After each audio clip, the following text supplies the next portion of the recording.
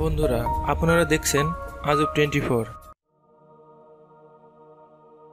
বর্তমান যুগ বিজ্ঞানের যুগ। বিজ্ঞান প্রতিদিন বিভিন্ন আবিষ্কারের মাধ্যমে পৃথিবীকে আরও উন্নত করার চেষ্টা চালিয়ে যাচ্ছে। টেকনোলজি এখন এতটাই উন্নত হয়ে গেছে যে পৃথিবীর সব কিছু সম্বন্ধে জানা খুবই সহজ হয়ে গেছে, কিন্তু তাও এখনও এমন অনেক রহস্য আছে যা ভেদ করা বিজ্ঞানের পক্ষে সম্ভব হয়নি। আজ আমরা এমন কিছু রহস্যজনক বিষয় নিয়ে আলোচনা করব। আপনি চ্যানেলে নতুন হলে চ্যানেলটি সাবস্ক্রাইব করুন এবং বেল আইকনটিতে ক্লিক করুন সবার আগে নতুন নতুন ভিডিও দেখতে। দি আন্ডারগ্রাউন্ড মিস্ট্রি। পৃথিবীর একদম গভীরে কি আছে তা কারো পক্ষে জানা সম্ভব হয়নি। ভূপৃষ্ঠে বা ভূপৃষ্ঠের নিচে অল্প কিছুটা গভীরতা পর্যন্ত কি আছে শুধুমাত্র তাই আমরা জানতে পেরেছি।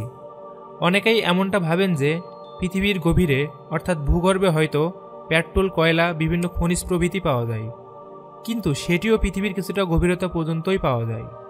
কিন্তু তারও নিচে অর্থাৎ পৃথিবীর কেন্দ্র ও কেন্দ্র সংলগ্ন অঞ্চলে কি আছে তা এখনও পর্যন্ত জানা সম্ভব হয়নি। বিজ্ঞানীরা এই বিষয় সম্বন্ধে ভালোভাবে জানার জন্য একটি 12 কিলোমিটার লম্বা গর্ত করেন এবং এটি পৃথিবীর সবথেকে গভীরতম গর্ত। এর থেকে গভীর গর্ত মানুষের পক্ষে করা সম্ভব নয়। আর এই গর্তটির নাম কোলা সুপার ডিপ বোরহোল। এটি রাশিয়াতে অবস্থিত এবং এটি বানাতে প্রায় 26 বছর সময় লেগেছিল। এখন অনেকের মনে একটি প্রশ্ন আসতে পারে যে 12 কিলোমিটার গর্ত খোঁড়ার পর বিজ্ঞানীরা থেমে গেলেন কেন তারা এর থেকে বেশি গর্ত খুঁড়লেন না? প্রকৃতপক্ষে বিজ্ঞানীরা এই প্রজেক্টটি বন্ধ করতে বাধ্য হন। 12 কিলোমিটার গভীরতা পর্যন্ত গর্ত করার পর নিচের উষ্ণতা প্রচণ্ডই বেড়ে যায়। আমরা সবাই জানি যে পৃথিবীর যত গভীরে যাওয়া যায় ততই তার উষ্ণতা বাড়তে থাকে। 12 কিলোমিটার গভীর পর্যন্ত গর্ত খোঁড়ার পর নিচের উষ্ণতা এতটাই বেড়ে গিয়েছিল যে এরপরও যদি মাটি খোঁড়া হতো তাহলে মাটি খোঁড়ার সব যন্ত্রপাতি গলে যেত এবং এই জন্যই এই প্রজেক্টটিকে বন্ধ করে দেওয়া হয়। এই গর্তটিকে deepest artificial point on earth বলা হয়, অর্থাৎ এর নিচে কি আছে তা কারো পক্ষে জানা সম্ভব হয়নি। 2018 সালের রিপোর্ট অনুযায়ী যদি মানুষ পৃথিবীর আরও গভীরে যেতে সক্ষম হয় তাহলে সেখানে সমুদ্রের সন্ধান পাওয়া যাবে। সেখানে ভূপৃষ্ঠের সমুদ্রের থেকেও অনেক বেশি জল বর্তমানে রয়েছে। শুনতে বিষয়টি বেশ আশ্চর্যজনক, তাই বিশ্বাস করতে অনেকটাই কষ্ট হয়, কিন্তু বিষয়টি সম্বন্ধে নিচের ইন্টারন্যাশনাল জার্নালেও লেখা আছে। আর যদি সত্যি ভূপৃষ্ঠের অনেক গভীরে জল থেকে থাকে তাহলে এটা বুঝতে হবে যে সেখানেও প্রাণের অস্তিত্ব আছে, কারণ আমরা জানি জলই জীবনের উৎস। তাই যদি মানুষের পক্ষে কোনোদিন ভূপৃষ্ঠের অত গভীরে যাওয়া সম্ভব হয় তাহলে মানুষ বিভিন্ন প্রকার নতুন জীব আবিষ্কার করতে সক্ষম হবে। আনএক্সপ্লোরড কেভ।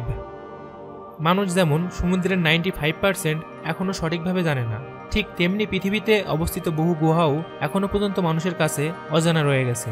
যে সমস্ত গুহার সন্ধান মানুষ এখনও পর্যন্ত পেয়েছে তার মধ্যে বেশিরভাগ গুহা বানানোর কারণ মানুষের জানা নেই। ন্যাশনাল জিওগ্রাফির রিসার্চ অনুযায়ী পৃথিবীর 90% গুহা সম্বন্ধে মানুষের পক্ষে কিছুই জানা সম্ভব হয়নি।